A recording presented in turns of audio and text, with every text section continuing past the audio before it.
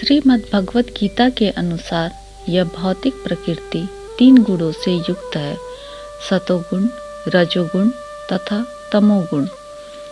जब शाश्वत जीव प्रकृति के संसर्ग में आता है तो वह इन गुणों के बंधन से बंध जाता है, जिसका अर्थ यह है कि सतोगुणी व्यक्ति दिव्य होने के कारण इस भौतिक प्रकृति से कुछ भी लेना देना नहीं है। फिर भी भौतिक जगत के बंधन में बंध जाने के कारण वह प्रकृति के तीनों गुणों के मोह माया के वशीभूत होकर कार्य करता है।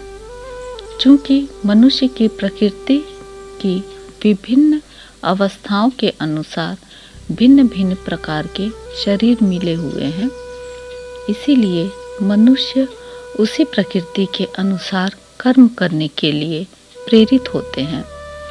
यही अनेक प्रकार के सुख दुख का कारण है। सतोगुणी व्यक्ति अन्य गुणों की अपेक्षा अधिक शुद्ध होने के कारण प्रकाश प्रदान करने वाला और मनुष्यों को सारे पाप कर्मों से मुक्त होने वाला है।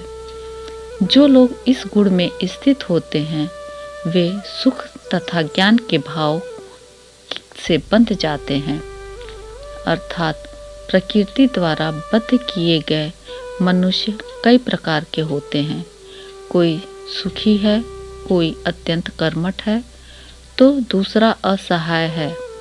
इस प्रकार के मनोभाव ही प्रकृति में जीव की बद्ध अवस्था के कारण का स्वरूप है।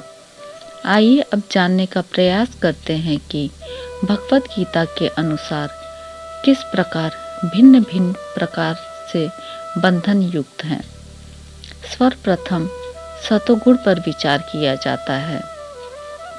इस जगत में सतोगुण विकसित करने का लाभ यह होता है कि मनुष्य अन्य बद्ध जीवों की तुलना में अधिक स्थिर प्रकृति का हो जाता है। सतोगुणी पुरुष को भौतिक कष्ट पीड़ित नहीं करते और उनमें भौतिक ज्ञान की प्राप्ति करने की जिज्ञासा होती है। इसका प्रतिनिधित्व ब्राह्मण है, जो सतोगुणी माना जाता है। सुख का यह भाव इस विचार के कारण है कि सतोगुण में पाप कर्मों से प्रायः मुक्त रहा जाता है। वास्तव में वैदिक साहित्य में यह कहा गया है कि सतोगुण का अर्थ ही है अधिक ज्ञान और सुख का अधिकाधिक अनुभव। यहाँ पर सारी कठिनाई यह है कि जब मनुष्य सतोगुण में स्थित होता है तो उसे ऐसा अनुभव होता है कि वह ज्ञान में आगे है और अन्यों की अपेक्षा श्रेष्ठ है। इस प्रकार वह बंधन युक्त हो जाता है। इसके उदाहरण वैज्ञानिक तथा दार्शनिक हैं।